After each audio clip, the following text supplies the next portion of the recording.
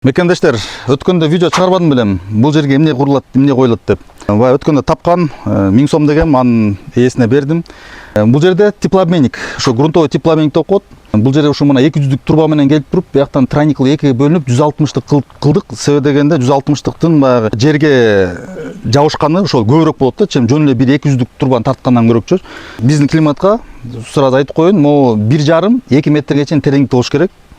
Жерден ылдый 70 метрге чейин негизи труба төшөлүш керек экен да. Баягы өзүнүн тийиштүү жылуулук бериш үчүн. Мисалы үчүн биякта деген -10, -20 градус кирсе, тияктан плюсовый температура кириш үчүн ошондой 70 метр как минимум төшөлүш керек.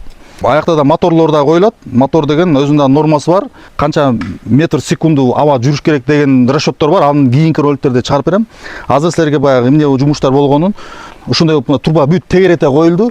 Азыр ушундай кылып силер котлован казып, ушундай баягы цоколь этажы менен куруп атсаңар, ушундай кылып туруп труба таштап кетсеңер болот экен да. Мунун эмнеси жакшы? Бул деген баягы жайында конкретный кондиционер болуп берет.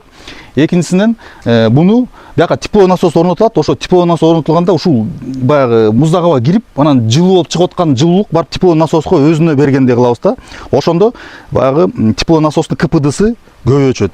КПД деген коэффициент полезного действия деп коет да, баягы электроэнергияга эконом болуп чөт да. То есть кышында аябай суук болгон сайын тепловой насос көп жей баштайт. А бул азыр жылуулук берсе, ошондо бул да аз жейт да. То есть бул өзү негизи электрокотелдун 3 эсе аз жесе дагы, момун аркылуу андан да аз жеп калат да дегеним да. Кыскасы бул тууралуу дагы кийинчерээк кененирээк маалымат берем. Азырынча мына биз биринчи объектибиз. Мына биякта болсо көрүп койсоңор болот, тереңдиги 2,30 мынакей. Мына көрдүңөр, 2,30 тереңдикте болуп калды. Эми азыр ар жагын көрсөтөйүн. Мына бул тарабында болсо трубалар кирип туруп, кайра биригип туруп 200-дүк болуп анан котельный ичине кирди. Биз котельный ичине жана фильтр коебуз, ошону тепловой насоска бура турганда тройник чыгарабыз. Үйдүн ичине кире турган, то есть через фильтрация муздак аба бере тургандай кылып камсыздайбыз да. Ошондой мекендештер. Бул жерге сөз түрдө жанагындай конденсат сборнигин жазадык, бүт нормасын ылайыктуу кылып баарын жазып бердик мекендештер.